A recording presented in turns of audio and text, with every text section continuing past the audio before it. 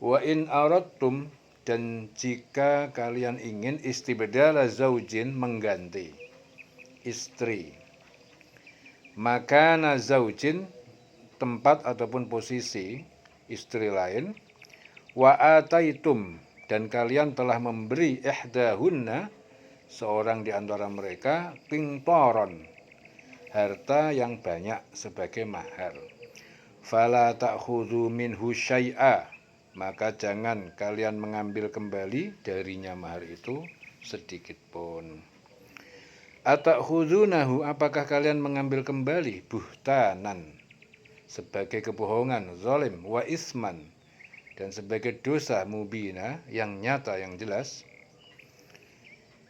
Dan jika kamu ingin mengganti istrimu dengan istri yang lain, sedang kamu telah memberikan kepada seseorang di antara mereka harta, ya, sedang kamu telah memberikan kepada seorang di antara mereka harta yang banyak, maka janganlah kamu mengambil kembali sedikit pun darinya.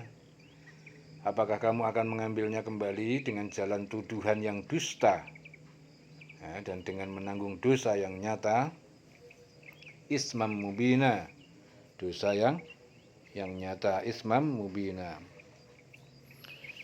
Jika kalian ingin mengganti istri dengan wanita lain sementara kalian telah memberikan banyak harta kepada salah satunya, maka kalian tidak diperkenankan mengambil sedikit pun dari harta itu. Apakah kalian akan mengambilnya secara tidak benar dan dalam bentuk dosa yang nyata? Ya. Jadi maksudnya ialah gini, maksudnya menceraikan istri yang tidak disenangi dan menikah dengan istri yang baru, maka itu tidak mengapa, baik wanita yang dicerai maupun wanita yang baru dinikahi. Sebagai mahar, ya, dalam ayat ini terdapat dalil bolehnya mahar dengan harta yang banyak, hanya saja yang lebih utama adalah dan lebih patut, ya, adalah mengikuti anjuran Nabi Sallallahu Alaihi Wasallam yang memerintahkan untuk meringankan mahar. Namun bisa saja menjadi terlarang, yaitu ketika menetapkan mahar yang banyak dapat mengakibatkan mafsadat agama dan tidak ada maslahatnya. Itu malah justru tidak boleh, malah terlarang. Ya, yakni berikanlah secara sempurna dan jangan ditunda-tunda. Sesungguhnya mengambilnya itu haram, ya. Jadi meskipun kamu mencari cara untuk melegalkannya karena dosanya begitu jelas. Jadi hal itu karena istri sebelum akad nikah itu haram bagi suaminya, dan istri tidak ridho menghalalkan dirinya kecuali dengan mahar tersebut. Nah, lalu bagaimana mahar yang sudah menjadi miliknya diambil padahal dirinya dihalalkan karenanya? Ya, di samping itu Allah Subhanahu wa taala juga telah mengambil perjanjian yang kokoh dengan adanya akad, ya, dalam kesiapan menanggung kewajibannya. Wa ismam mubina. Wa kaifa ta'khudunahu, dan bagaimana kalian mengambilnya, mengambil mahar itu kembali. Wa qad afdha, dan sungguh telah bergaul ba'dukum ila ba'din, sebagian dari kalian kepada sebagian yang lain. Wa akhadna minkum, dan mereka telah mengambil dari kalian misaqan ghalidha, janji, ya, dalam akad pernikahan, ghalidha, yang kuat, yang teguh. Jadi menurut Abu Ajfa As-Salimi, masyarakat jahiliyah jika bercerai dengan istri mereka terbiasa mengambil kembali mahar mereka. Lalu Umar bin Khattab berkata, ingat, jangan sekali-kali kau mengambil harta atau mahar yang telah kau berikan kepada istrimu. Atas hal itu Allah lalu menurunkan kedua ayat ini tadi, yaitu yang pertama, dan jika kamu ingin mengganti istrimu dengan istri yang lain, sedang kamu telah memberikan kepada seorang di antara mereka harta yang banyak, maka janganlah kamu mengambil kembali sedikit pun darinya. Apakah kamu akan mengambilnya kembali dengan jalan tuduhan yang dusta, ya, dan dengan menanggung dosa yang nyata? Dan bagaimana kamu akan mengambilnya kembali padahal kamu telah bergaul satu sama lain, ya, sebagai suami istri, dan mereka, istri-istrimu, telah mengambil perjanjian yang kuat, yaitu ikatan pernikahan dari kamu, misaqan ghalidha. Wala tankihu ma nakaha abaukum, dan jangan kalian nikahi siapa saja manakaha yang telah menikahinya bapak-bapak abaukum, bapak-bapak ataupun kakek kalian. Minan nisa, dari perempuan-perempuan, illa ma qad salaf, kecuali apa yang telah terjadi di masa lalu, telah berlalu sebelum pengharaman. Innahu kana fahisyatan, sesungguhnya ini merupakan fahisyatan, perbuatan keji, wa maqtan, dan dibenci, menjijikkan, wa sa'a sabila, dan itu seburuk-buruk jalan. Dan janganlah kamu menikahi perempuan-perempuan yang telah dinikahi oleh ayahmu, kecuali kejadian di masa lampau. Ya, sungguh perbuatan itu sangat keji dan dibenci oleh Allah dan seburuk-buruk jalan yang ditempuh. Jadi seorang sahabat Ansor mengatakan bahwa ayat ini dan ayat berikutnya, yaitu ayat ini dan ayat berikutnya, yaitu ayat setelah ini, ya, diturunkan berkenaan wafatnya Abu Qais bin Aslat. Jadi sahabat Ansor yang soleh, yang meninggalkan seorang istri. Tak lama anaknya Qais ingin menikah ibu tirinya, janda dari ayahnya. Ibu tiri Qais berkata, kau adalah anakku sendiri dan kau termasuk dalam kaum yang soleh. Kemudian janda Abu Qais itu mengadu kepada Rasulullah. Ya. Kemudian turunlah ayat ini, dan janganlah kamu menikahi perempuan-perempuan yang telah dinikahi oleh ayahmu, kecuali kejadian di masa yang telah lampau. Sungguh perbuatan itu keji dan dibenci oleh Allah, seburuk-buruk jalan dan jalan yang ditempuh. Ya. Hurimat alaikum ummahatukum, diharamkan atas kalian ummahatukum, menikahi ibu nenek-nenek kalian. Wa banatukum, dan anak-anak perempuan kalian. Wa akhwatukum, dan saudara-saudara perempuan kalian. Wa ammatukum, dan saudara-saudara perempuan bapak kalian. Wa kholatukum, dan saudara-saudara perempuan ibu kalian. Wa banatul akh, dan anak-anak perempuan saudara laki-laki. Wa banatul ukh, dan anak-anak perempuan saudara perempuan. Wa ummahatukumul lati, dan ibu-ibu kalian yang allati ardo'nakum, yang mereka menyusui kalian. Wa akhwatukum, dan saudara-saudara perempuan kalian, minar rado'ah, dari kesusuan. Wa ummahatu nisaikum, dan ibu-ibu dari istri-istri kalian. Wa robai bukumul lati, dan anak-anak istri kalian, anak tiri, ya. Allati yang fi hujurikum, yang berada di dalam pemeliharaan kalian dan yang tidak dalam pemeliharaan kalian, ya. Min nisaikum, dari istri-istri kalian, allati dakhaltum bihinna, yang kalian telah bersetubuh dengan mereka.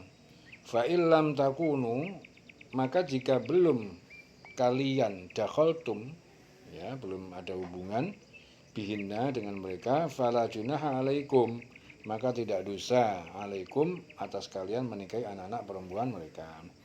Wa halailu abnaikum, dan diharamkan menikahi istri-istri anak-anak kalian. Alladzina min aslabikum, yang dari tulang-tulang rusuk kalian, yaitu anak kandung. Wa antajma'u bainal ukhtain, dan diharamkan bahwa kalian mengumpulkan dalam pernikahan bainal ukhtain, di antara dua bersaudara. Illa ma qad salaf, kecuali apa sungguh yang telah berlalu sebelum pengharaman.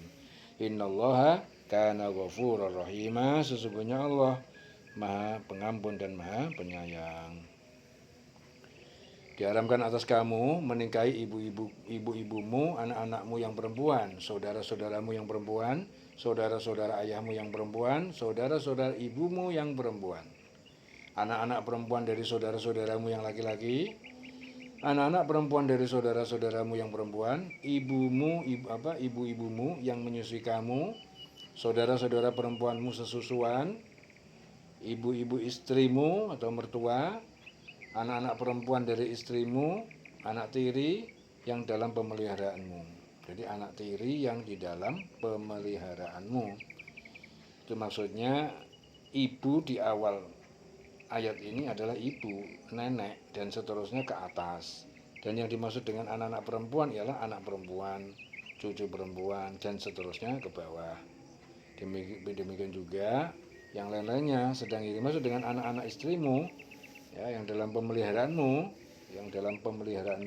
menurut sebagian besar ulama, itu termasuk juga anak tiri yang tidak dalam pemeliharaan, ya, dari istri yang telah kamu campuri. Tetapi jika kamu belum campur dengan istrimu itu dan sudah kamu ceraikan, maka tidak berdosa kamu menikahinya, dan diharamkan bagimu istri-istri anak kandungmu, menantu, ya, diharamkan juga mengumpulkan dalam pernikahan dua perempuan yang bersaudara, kecuali yang telah terjadi di masa lampau, ya. Sungguh Allah Maha Pengampun dan Maha Penyayang. Jadi kalian, ya, diharamkan mengawini ibu, anak perempuan, saudara perempuan bapak, saudara perempuan ibu, anak perempuan dari saudara perempuan, ya, ibu susu, saudara perempuan persusuan, dan ibu istri mertua, ibu istri ataupun mertua. Ya, selain itu kalian juga diharamkan mengawini anak tiri perempuan dari istri yang sudah kalian gauli dan istri anak kandung atau menantu, serta menghimpun dalam perkawinan dua perempuan yang bersaudara, kecuali yang telah terlanjur terjadi di zaman dulu, yaitu zaman jahiliyah. Untuk yang satu ini Allah mengampuninya, ya, sesungguhnya Allah Maha Pengampun atas segala yang telah lampau sebelum aturan ini datang, ya. Telah lampau itu maksudnya sebelum aturan ini datang, dan sangat menyayangi kalian setiap kali dan menetapkan ketentuan hukum. Jadi syariat Islam itu memiliki kelebihan, ya, dibandingkan dengan syariat lainnya. Ketika melarang perkawinan karena hubungan persusuan, seorang anak yang disusui itu mengambil makanan dari tubuh ibu yang mensusuinya, ya, seperti makanan dari tubuh. Jadi seperti makanan dari tubuh ibu ketika masih berada di dalam kandungan. Jadi keduanya sama, merupakan bagian dari darah daging. Ya, wanita yang menyusui haram dikawini karena posisinya sama dengan ibu. Di sini terdapat satu motivasi, ya, untuk menyusui anak, ya, karena susu ibu merupakan makanan alami bagi bayi. Jadi sebelum ilmu genetika itu ditemukan, ayat ini sejak dini telah mengungkapkan larangan menikah antar kerabat, ya, antar kerabat karib maksudnya. Jadi jauh sebelum ada ilmu genetika ditemukan, jadi Al-Quran melalui ayat ini sudah mengungkapkan larangan menikah antar kerabat karib, ya.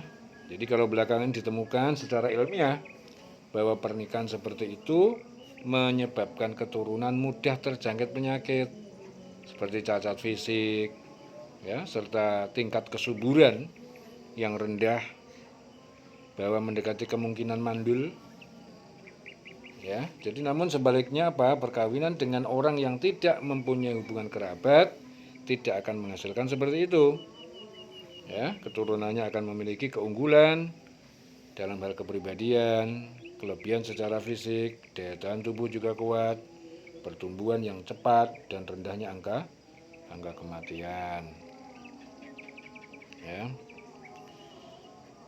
Illa ma qad salaf, kecuali apa yang sungguh terjadi di masa lampau yang telah berlalu sebelum ada pengharaman.